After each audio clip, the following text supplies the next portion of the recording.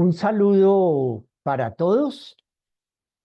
Un gusto estar en esta transmisión. Nuevamente les habla el arquitecto Edwin Rodríguez Paz, director ejecutivo del Liceo de Síntesis de Bogotá. Hoy nuevamente retomamos el tema sobre el símbolo. Ya hemos hecho en ocasiones anteriores algunas introducciones al tema por toda la importancia que tiene para, para el ser humano. El ser humano es un ser simbólico por naturaleza. En su ser siempre ha estado presente el símbolo. Convivimos con él a diario. Nuestra vida está constituida de símbolos, unos naturales, otros culturales que hemos ido reconociendo. Bueno, el tema es muy amplio, muy profundo. El tema es abordado por el maestre de la Ferrier desde diferentes puntos de vista. A su vez, también su discípulo y exégeta, el doctor David Juan Ferriz Olivares, mm, amplió algunos apartes que ya había indicado el doctor de la Ferrier. Todas las culturas han sido y seguirán siendo simbólicas. Hay unas que tienen un poco más de énfasis, por ejemplo, la egipcia, la antigua cultura griega. Aquí en América, las antiguas culturas en su sabiduría, la maya, la inca, bueno, prácticamente todas las antiguas culturas de América. Hoy vamos a introducir el tema con el aporte de Carl Gustav Jung, el psicólogo suizo, y también con los aportes del artista catalán Antoni Tapis. Saludamos a todas las personas que en este momento están entrando a esta presentación y a quienes nos estarán viendo en estos próximos días. Observemos, vamos a trabajar la observación, vamos a estar muy atentos, les pido ese favor, les pido que estemos, digamos, aprendiendo a observar. De hecho, lo hacemos de manera natural, cotidiana, aunque a veces lo hacemos de una manera muy mecánica, inconsciente. Y entonces nos perdemos de una cantidad impresionante de posibilidades cuando no caemos en cuenta de la importancia que tiene hoy en día el aprender a observar, el cultivar la observación, el adiestrarnos en ella para poder penetrar más a fondo en las cosas, en los símbolos en este caso. Entonces es un tema que trae como algo muy especial la institución, los liceos de síntesis, el que aprendamos a observar. Vamos a hacer una introducción, vamos a observar la propuesta de Jung, de Tapies, vamos a ver unas aplicaciones de la enseñanza de los maestres y al final estaremos haciendo unas conclusiones. Me inicié en el tema del símbolo. Bueno, primero que todo, cuando empecé a estudiar arquitectura especialmente, luego conocí a una persona muy especial, la recuerdo mucho, una amiga, abogada costeña de la costa atlántica, quien me inició en el tema de Jung. Para mí fue realmente algo asombroso. Incluso no sigo, es decir, sigo en el asombro, continúo en el asombro, sigo estudiando la obra de Carl Gustav Jung. Me llamó muchísimo la atención, aprendí bastante, incluso llegué a dictar algunos talleres al respecto, el tema de los arquetipos, el tema del inconsciente y el consciente. Después, cuando conocí la institución en 1973, conocí al maestre doctor David Juan Ferriz Olivares. Él ya también hacía especiales referencias al proceso consciente-inconsciente. Y bueno, muchos otros temas que aborda el psicólogo suizo, quien atacó en su época, y esa fue su misión, la miseria espiritual y psicológica en la que se encontraba en ese momento la humanidad. Sigmund Freud había iniciado un ataque a la miseria respecto a la sexualidad y Adler había hecho lo suyo con respecto a la miseria social, Alfred Adler. Entonces vamos a observar cómo nos vamos a mover inicialmente en este tema con los aportes de la psicología y con los aportes del arte. El arte trabaja mucho el símbolo, el artista, sea en el campo de la literatura, del teatro, de la danza, de la música, de la pintura, la poesía, en fin, siempre está recurriendo al símbolo. Y por supuesto, la psicología también trabaja con este tema.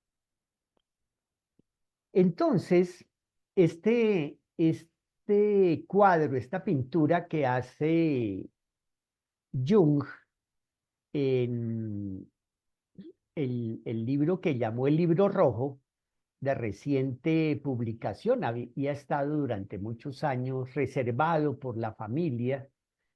No había habido la oportunidad para publicarlo. Felizmente, recientemente se publicó y en una de sus páginas que están llenas de mucho colorido, de mucha simbología, de sus pinturas, que además él, como excelente psicólogo, también fue un excelente artista, pues expresa una serie de observaciones, de reflexiones, y una de ellas es esta barca que navega sobre las aguas, con las olas, y es interesante que bajo las aguas aparece el monstruo marino, tema que está muy presente en diferentes mitologías, ya lo estuvimos viendo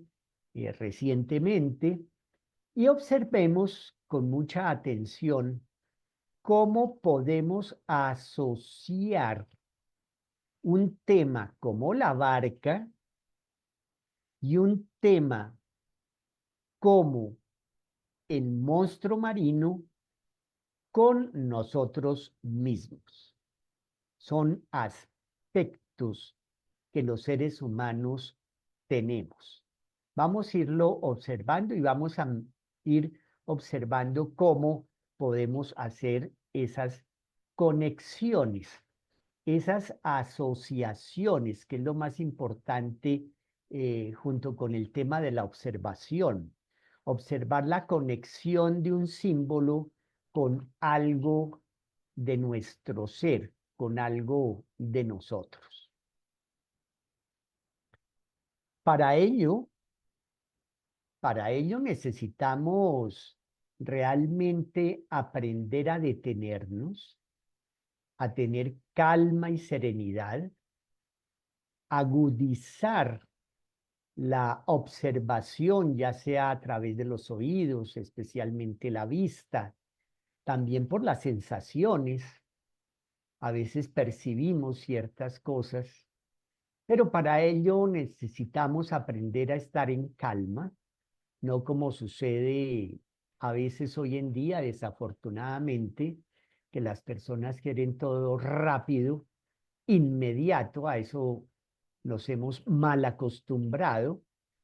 Entonces hay que aprender a leer con detenimiento, con calma, repasar incluso lo que estamos viendo y buscar, indagar eso por qué se presenta de esta manera. Perdemos a veces ciertos detalles, entonces la idea es que aprendamos a detenernos para observar ciertos detalles. El maestre de la Ferrer hace mucho énfasis en los colores, la tonalidad de los colores, las texturas, las formas, indudablemente, las asociaciones entre figura, forma, color, ¿cierto? Entonces ahí vamos nosotros construyendo ese proceso de la observación que va a ayudarnos muchísimo, y así podemos ir también a su vez tratando de entender cada aspecto, porque si nosotros observamos las cosas, pero seguimos derecho, eso no nos va a ayudar. Tenemos que decir, bueno, ¿y este símbolo por qué tiene estos colores? ¿Por qué esta barca tiene esta forma? ¿Por qué está el monstruo marino en la profundidad de las aguas? Y en fin, hay cosas muy interesantes al respecto. También es conveniente la asociación con referencias mitológicas a otras barcas. Aquí Jung parece que ha tomado inspiración en una barca solar egipcia. Tenemos también el tema de la barca en muchísimas mitologías. Una, por supuesto, es Noé construyendo el arca de la salvación. Y entonces ahí es cuando nosotros podemos encontrar la asociación. ¿Será que nosotros podemos ser como ese Noé que construye la barca de la salvación? Entonces, fijémonos que la barca está construida con materiales. Vamos en esta ocasión a tener como un eje conductor, un hilo conductor con el símbolo de la materia, el símbolo de la materia. Entonces, es con materia de madera, con la materia de los árboles, con lianas. En la antigüedad construíamos los lazos para poder amarrar la barca, sostener los mástiles, las velas, todo es hecho con materia, los remos, en fin. Entonces, ¿cómo podemos nosotros también construir esa barca que nos puede mantener a flote y no hundirnos a veces en los vicios, no hundirnos en la degradación, en las enfermedades crónicas, sino que de pronto esta barca es una metáfora, Entonces, tenemos que poco a poco ir estudiando el significado de la metáfora. A veces empleamos muchas metáforas en nuestro lenguaje y no nos damos cuenta. Mm, y eso es muy importante en el caso de acercarnos al símbolo. La barca, entonces, es una metáfora y el monstruo, que obviamente con estas características no existe, pero sí viene a existir en cuanto que representa, que puede representar aspectos profundos de nuestro inconsciente que o no logramos dominar, no logramos ver, no logramos distinguir. Entonces, aquí Jung vuelve nuevamente a recordarnos la metáfora, el hecho de que el símbolo contiene un aspecto directamente con nuestro ser. Es interesante que en el escudo de la ciudad de París, la capital francesa, está también la barca. Parece ser, de acuerdo a los investigadores, que es la barca de Isis, la divinidad egipcia, y además es una barca que va fluctuando sobre las olas. Sin embargo, nunca se hunde. Es una barca entonces especial, porque nunca se hunde. Pase lo que pase, lleguen los vendavales, lleguen las tormentas, lleguen los tornados más terribles, nunca se hunde. ¿Por qué? Porque ha sido construida a conciencia, de manera paciente, cuidadosa. Entonces, la pregunta, como decíamos hace un momento, la pregunta es cómo vamos a construir las condiciones para que esa barca, que puede ser nuestro organismo, se mantenga saludable. Entonces, fíjense ustedes las asociaciones. Nuestro organismo es la representación de la materia. Nuestro organismo es constituido de materia. Está constituido por minerales. Está constituido por una serie muy especial de materia, nuestros huesos, nuestro sistema óseo, nuestros músculos. Y esa construcción que la hemos visto también a través de las presentaciones sobre el tema de la yoga, especialmente el pasado ciclo que hicimos sobre el yama, sobre el niyama, nos está dando indicaciones preciosas acerca de cómo podemos construir el arca de la salvación de nuestro organismo para no sucumbir y quedar atrapados por ese monstruo marino metafórico que puede llevarnos a, bueno, a sufrir enfermedades crónicas que hoy en día pues abundan, ¿no? Cada día se dice hay más personas con diabetes, más personas con cáncer, más personas con las enfermedades crónicas, el Alzheimer, todo ello. Entonces, fijémonos cómo en un momento dado el símbolo nos enseña, nos da indicaciones preciosas siempre y cuando nosotros hagamos el esfuerzo por observar detenidamente y conectemos con aspectos de nuestro ser. En este caso, lo estamos conectando con un aspecto, el aspecto más material de nuestro ser, que es nuestro organismo, nuestro cuerpo, que sostiene pues nuestro intelecto, sostiene nuestra psiquis, sostiene nuestras emociones y así sucesivamente. Muy bien.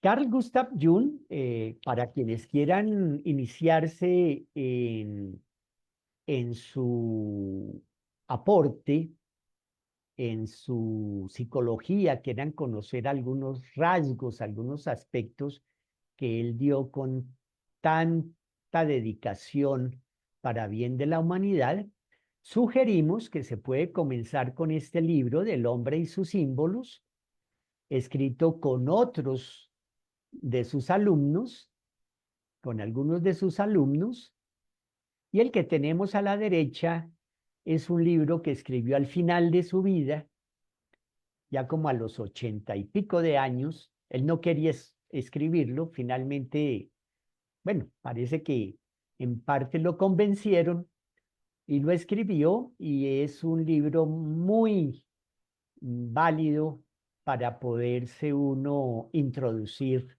en el tema de la psicología analítica sin necesidad de ser psicólogos. Ese es el tema, ¿no? Sin necesidad de ser psicólogos, podemos entonces ir viendo entrevistas que se lograron mantener en video, en vida, de Carl Gustav Jung, que hay varias hoy en día en YouTube, también estos libros, y por supuesto hay muchos artículos, muchos estudios sobre el aporte que hace este psicólogo sobre el símbolo. Bien, vamos entonces a ver el tema desde el punto de vista de Anthony Tapies. No sin antes detenernos un momento en esta indicación, en este concepto que nos aporta el doctor de la Ferrier sobre el símbolo. Él da varios conceptos. El doctor de la Ferrier, desde el punto de vista de su mensaje, de su aporte también para el bien de la humanidad, muestra las cosas desde diferentes puntos de vista, con el fin, con el ánimo de no caer en dogmatismos ni en únicas definiciones, sino mostrar panoramas de toda la serie de significados que en un momento dado un tema como el del símbolo puede llegar a tener, que es amplio, es profundo. Bueno, y hace 2 siglos aproximadamente que empieza el ser humano a trabajar en el reconocimiento del valor que tiene el símbolo en la cultura, en el ser humano, en la psicología, en la antropología, en la sociología, bueno, en la comunicación, en muchas disciplinas. Entonces aquí el doctor de la Ferrier nos dice que el símbolo es una manifestación del espíritu en el mundo materia. Entonces ya de por sí el concepto es difícil, porque es muy difícil que entendamos el término de espíritu.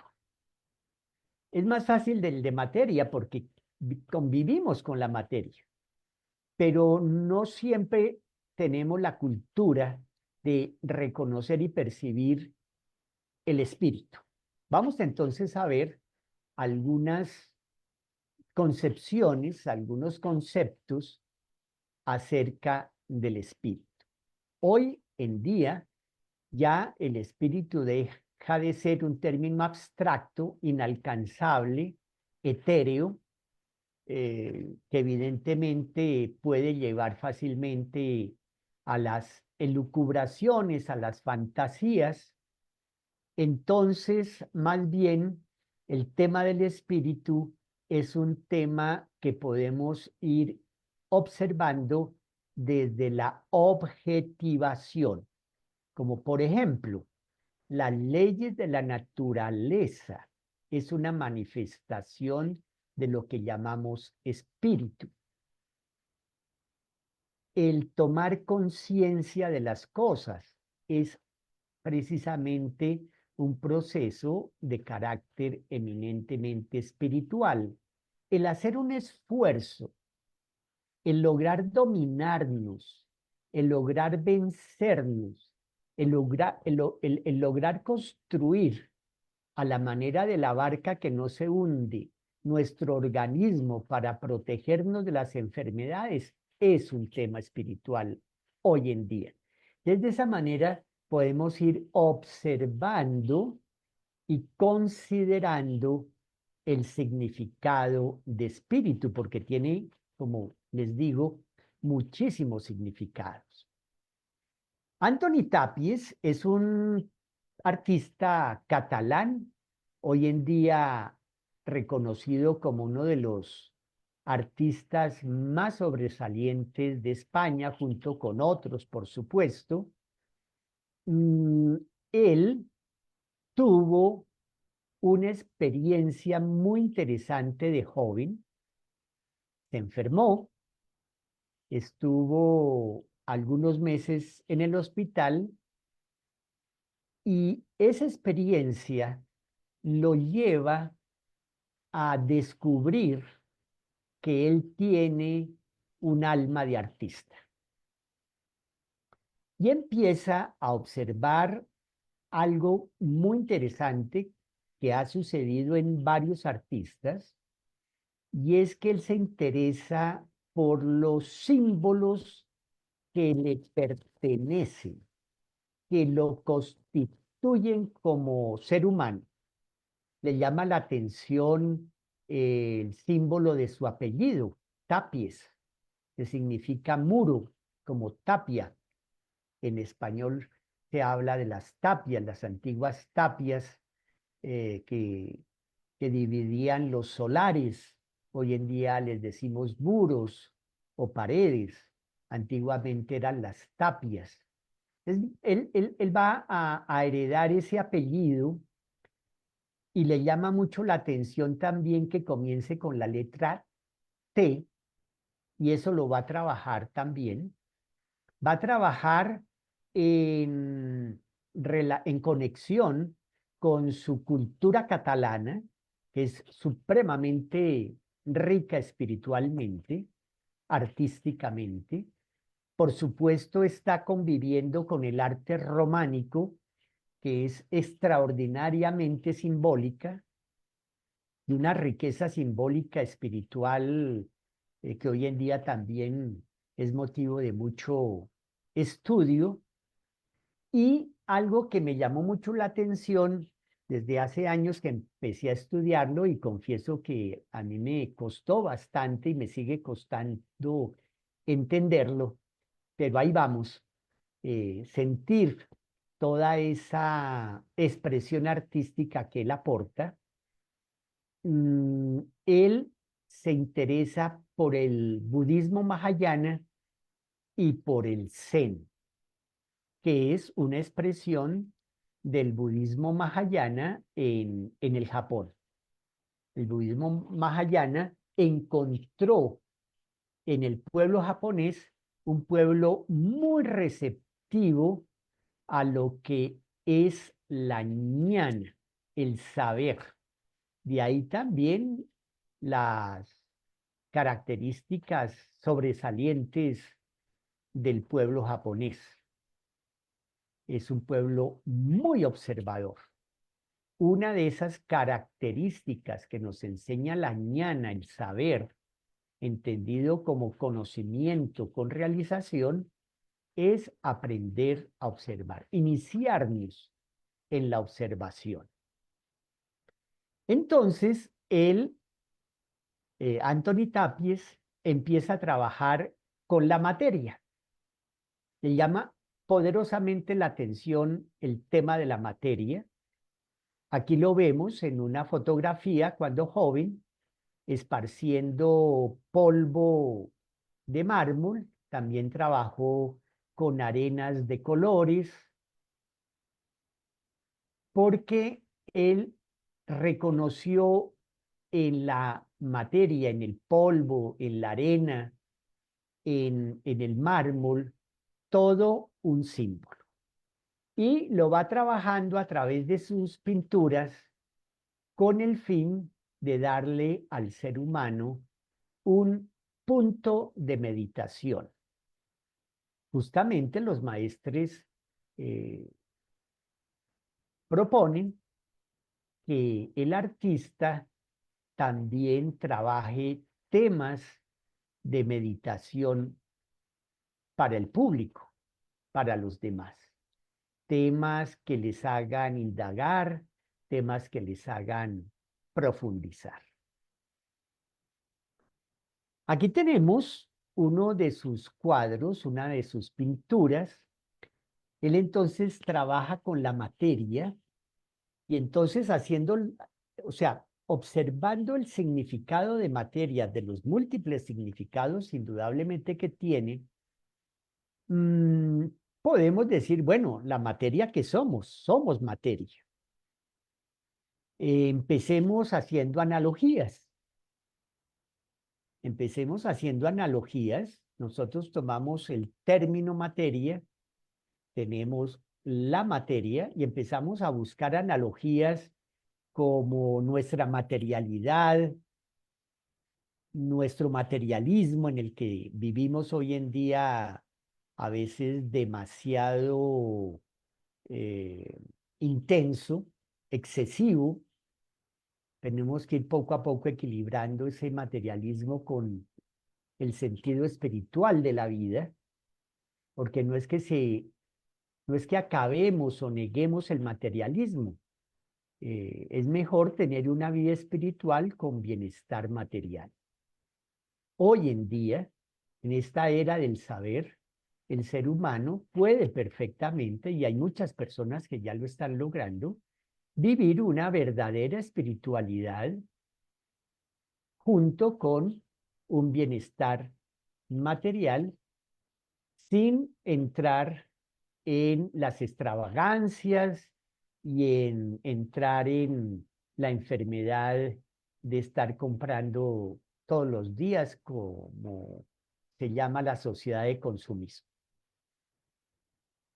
También el sentido de la materia es la capacidad que tenemos de concretar una idea, concretar un proyecto, concretar un objetivo, realizarlo, y el hecho de que estamos densificados en este plano con nuestro cuerpo, que necesitamos entonces quererlo, amarlo, cultivarlo, porque el aporte que nos ofrece la materia de nuestro cuerpo, de nuestro organismo, es especialmente vital y es sagrada incluso, es sagrada para poder cumplir con la misión para la cual hemos nacido, que es ayudar a los demás.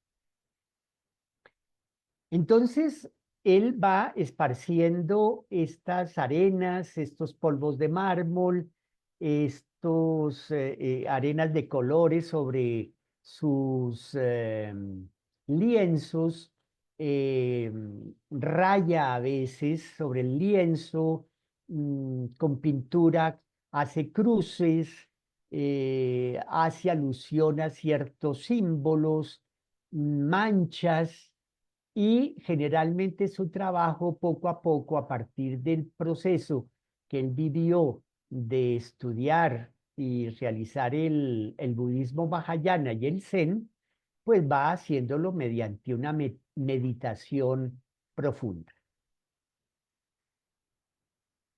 Entonces, Anthony Tapies nos hace observar, aunque no siempre hagamos conexiones, acercarnos a una obra como la de Tapies sí requiere haber también escuchado, visto algunos de los videos de entrevistas que están hoy en día publicados en YouTube, conocer algunos de sus escritos, y recomiendo leer varios de los artículos que se han escrito sobre su obra.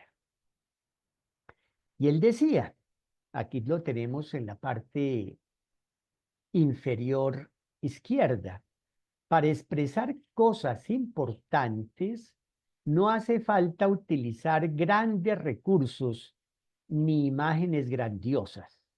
En una mota de polvo puede estar contenido todo el universo. Eso es muy zen, eso es muy zen, eso es muy profundo, indudablemente. Hoy en día que hablamos de holografía, hoy en día que hablamos de física cuántica, entonces ya es un poco más, digamos, divulgado el hecho de que en una partícula de polvo puede estar contenido todo el universo. Aquí tenemos entonces la fotografía de él rodeado de algunas de sus obras y su taller en, en Barcelona. Bien, vamos entonces a pasar ahora a esta segunda y última parte en donde introducimos otro concepto muy interesante, bastante exigente, es muy profundo, que aporta el maestre de la Ferrer acerca del símbolo. Él dice, y vamos a estudiarlo, vamos a estudiar este concepto mediante la observación a través de las siguientes diapositivas, de los siguientes ejemplos. Él dice que el símbolo comporta una esencia, primero, luego una forma aparente, segundo, y aquello que une esa esencia con la forma aparente. En el caso de la barca, como metáfora, comporta una esencia, que es ese algo de nuestro ser que queremos construir, que queremos fortalecer para no sucumbir, y la forma aparente es la apariencia que nosotros tenemos de nuestro cuerpo. Unos son más altos, unos son más bajitos, unos son más anchos, otros son más flaquitos, eh, otros son muy lindos, otros no son tan lindos, y en fin, la apariencia, ¿cierto? Pero entonces la apariencia es muy importante, la forma aparente, porque todo símbolo requiere y está íntimamente ligado a su forma aparente. Si nosotros desligamos la forma aparente, que es el signo, corremos el riesgo de caer en especulaciones y en dogmas. Entonces es muy conveniente mantener esa relación íntima entre la forma aparente y la esencia, que es la parte espiritual del símbolo. Y la unión, dice el doctor de la Ferrier. Ahora, dice enseguida, la significación lógica, el significado lógico, tiene que ser lógico, no especulativo, no traído de los cabellos, que no sea un significado puramente fantasioso del símbolo, debe coincidir con su esencia ontológica, es decir, con ese potencial de capacidades que somos como seres humanos. Entonces, veamos aquí aplicaciones concretas de este concepto. En primer lugar, nuevamente la materia. Aquí tenemos la piedra de mármol en una cantera. Dicen los budistas, dice Siddhartha Gautama el Buda, que mente y materia eh, son aspectos de la misma realidad, o energía y materia, si ustedes prefieren. La materia entonces es inherente al ser humano, y algo muy importante y significativo es que la materia puede ser transformada. De hecho, la naturaleza transforma la materia permanentemente.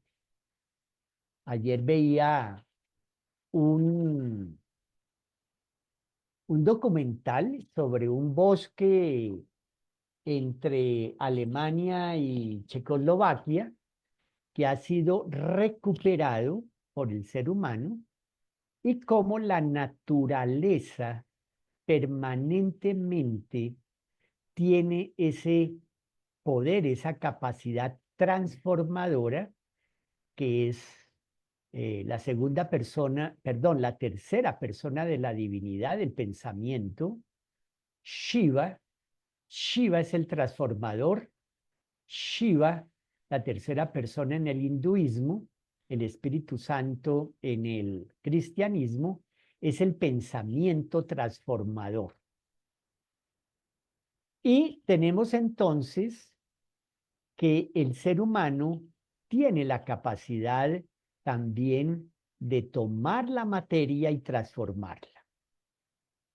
Aquí tenemos un símbolo de la materia, de la piedra, en la lámina de la izquierda tenemos el dibujo que hace el doctor de la Ferrier del bosque de Moudon, cerca de París, donde los druidas construyeron con piedra un templo para realizar sus ceremonias. Ellos tenían un sentido muy especial de la naturaleza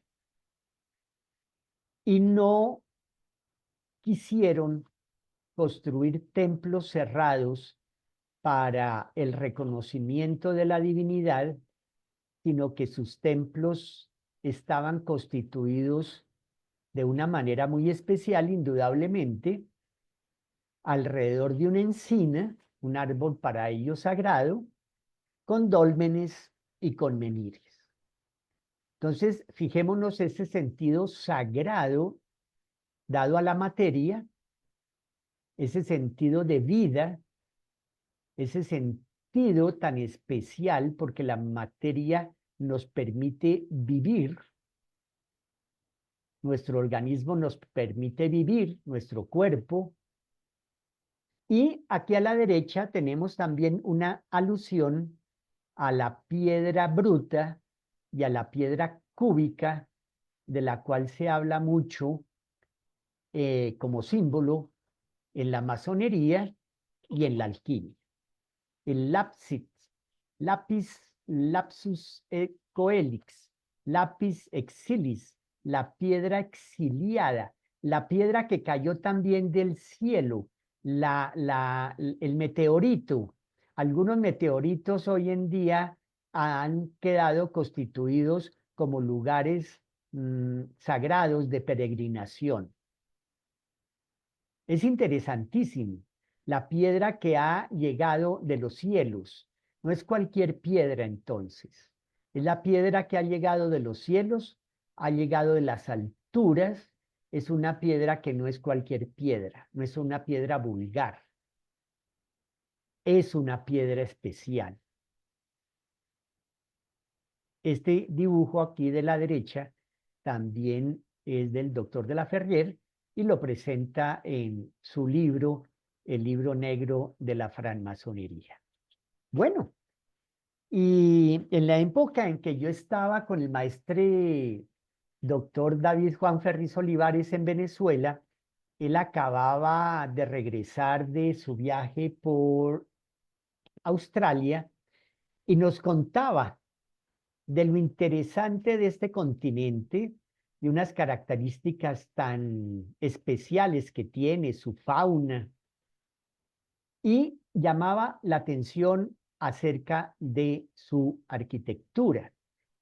Y decía en una enseñanza cómo nuestras ciudades son la expresión del espíritu del pueblo que las ha construido. Nuestras ciudades han sido construidas con nuestro esfuerzo. Son la expresión tangible, de ahí el símbolo, son la expresión tangible de nuestro espíritu, es decir, de nuestra idea de ciudad, de nuestra manera de expresar el sentido de la vida, de cómo queremos vivir. Entonces hay ciudades que tienen más parques, hay ciudades que tienen avenidas más anchas, hay ciudades cuya arquitectura ha sido conservada a través de sus diferentes estilos. Las ciudades también, como cualquier materia, se van transformando. Hoy en día en la ciudad de Bogotá hay una transformación tremenda por obra de la construcción del metro. Entonces el ser humano obra, es un obrero, es un obrero que debe obrar con su organismo, así como también es un obrero en la construcción de la ciudad. Todos hemos contribuido de una u otra manera a construir la ciudad y la hemos construido con materia. Y para ello traigo aquí a colación el ladrillo, que ya se conoce de tiempos antiguos, por allá de la Mesopotamia, y tal vez desde antes, el ladrillo, que es barro cocido, cocido en horno o al rayo del sol, y con materia hemos construido las ciudades en las que actualmente vivimos, convivimos, compartimos. Entonces, fijémonos cómo el símbolo comparte una esencia, esa esencia de lo que somos. Por eso hay ciudades características, tienen su encanto, porque es el reflejo material, la materialización de ese espíritu colectivo que las ha construido. De ahí esta obra de arte que me llama mucho la atención, el hombre mismo esculpiéndose, es también una metáfora, ¿cierto? Con su martillo y su cincel, que es precisamente uno de los símbolos más especiales dentro de la alquimia, ya que es el dominio del adepto sobre los elementos y sus seres, dice el doctor de la Ferrier, es la manera como nosotros aprendemos a dominarnos, como aprendemos a construirnos, como aprendemos a apreciar esa materia que somos sin descuidarla, sin desatenderla, sino por el contrario, tener un cariño especial cual escultores, esculpiendo nuestra propia obra. Somos artistas esculpiendo nuestra propia obra y somos psicólogos. Todos los seres humanos somos psicólogos trabajando precisamente para observar cuáles son las características de nuestro inconsciente, no dejarnos atrapar por los peligros del inconsciente representados por ese monstruo, por eso se le representa como un monstruo, como una fiera terrible, que si nos descuidamos nos puede, bueno, devorar. Literalmente nos puede hacer sucumbir, y no solamente en un vicio, sino también en un descuido por no estar atendiendo la alimentación, por no estar atendiendo el manejo de las emociones, por no estar atendiendo el manejo del ejercicio, por no estar manteniendo el cuidado de las radiaciones. Yo llegué a una conclusión, seguramente yo no soy médico, yo soy arquitecto, pero llegué a una conclusión después de haber trabajado con un amigo médico, trabajamos muy cerca, él me enseñó muchas cosas y, y de lo que he visto con personas cercanas, con compañeros y con familiares, con amigos, que el cáncer puede tener básicamente tres fuentes. Una alimentación inadecuada, sobre todo a partir de los pesticidas, de los químicos, de todas estas sustancias industriales, artificiales, con las cuales hoy en día se construye la industria alimentaria. Esa es una de las fuentes que contribuye a que las células, nuestras células, no puedan funcionar adecuadamente porque me decía este amigo médico, están recibiendo una información para la cual no han sido, eh, digamos, no han sido creadas. Entonces llega un químico, una sustancia extraña, y la célula no puede responder, no la puede asimilar, no la puede entender. En esos términos lo podemos colocar. Y entonces, ¿qué pasa? La célula va afectándose, se van afectando las células aledañas y termina el órgano generando un tumor o colapsando. Esa es una fuente. La otra fuente, que lo han dicho varios, incluso grandes investigadores físicos que tuvieron muy de cerca el cáncer. La esposa murió de cáncer y a él le empezó un cáncer de testículos y entonces se asustó y se puso a investigar como buen investigador que es, y descubrió que era porque no había procesado la muerte de un hijo, no había procesado emocionalmente la muerte de ese hijo. Su esposa no la procesó y murió de cáncer, y él comenzó con el cáncer de testículos. Ahora, también se habla, hoy en día se dice, que la manifestación del cáncer en determinadas áreas, zonas de nuestro organismo, tiene que ver con una emoción en especial. Si es cáncer de testículos, si es cáncer de mama, si es cáncer de, bueno.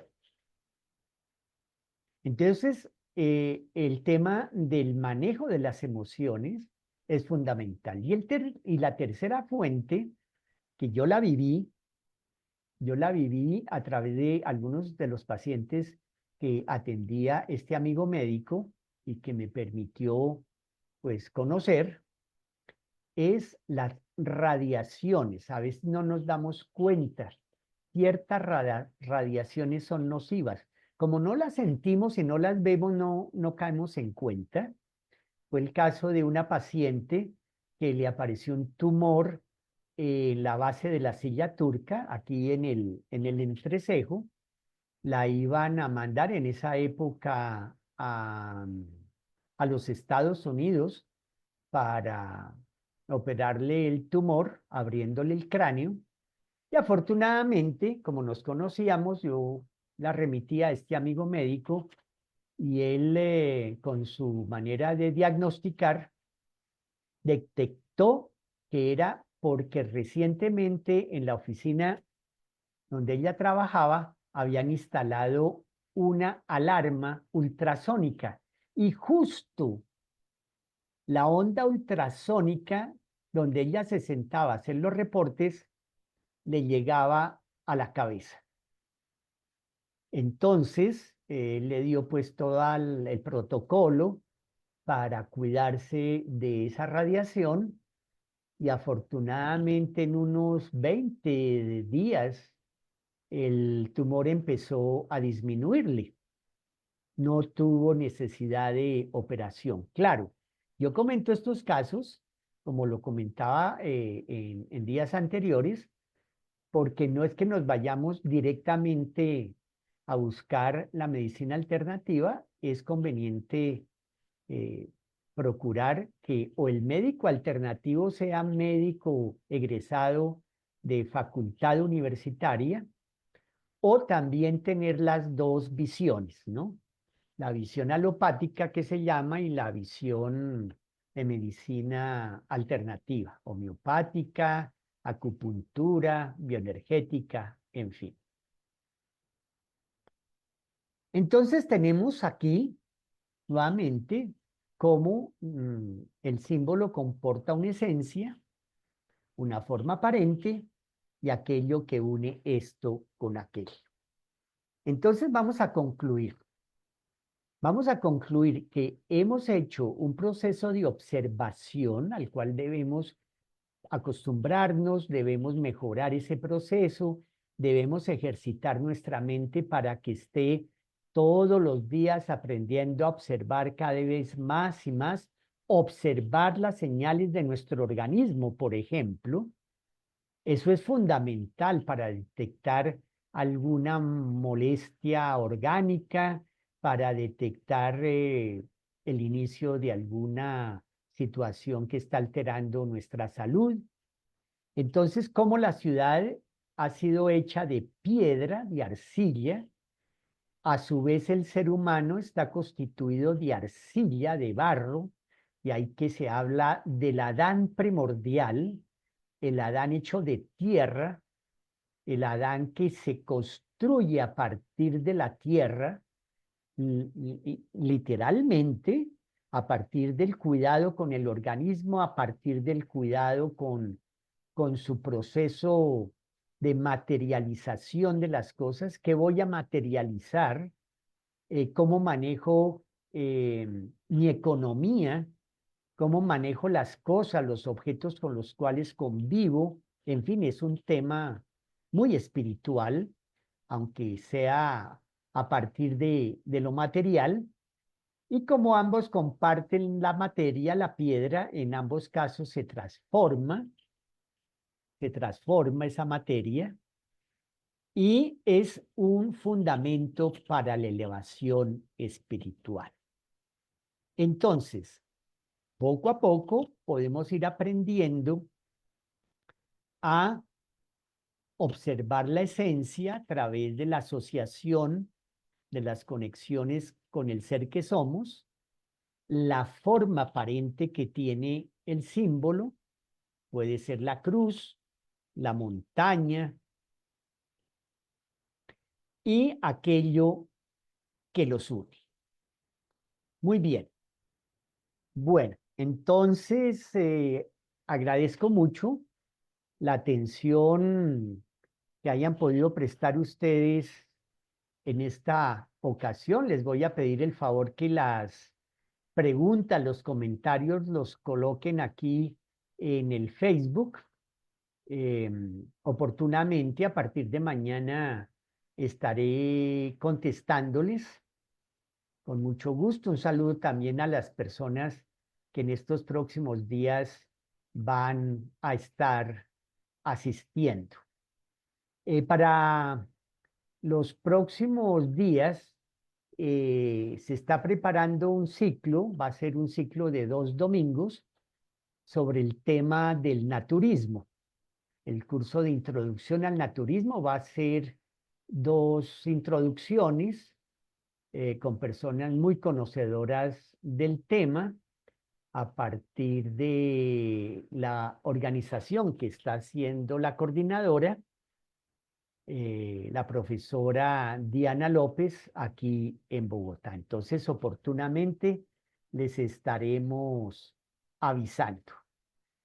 Bueno, un gusto, los mejores deseos para que sigamos trabajando en este sentido. eh, Agudicemos nuestra observación, apliquemos la voluntad para poder lograr los mejores resultados y así definitivamente evitar la degradación. Que estén muy bien. Hasta la próxima.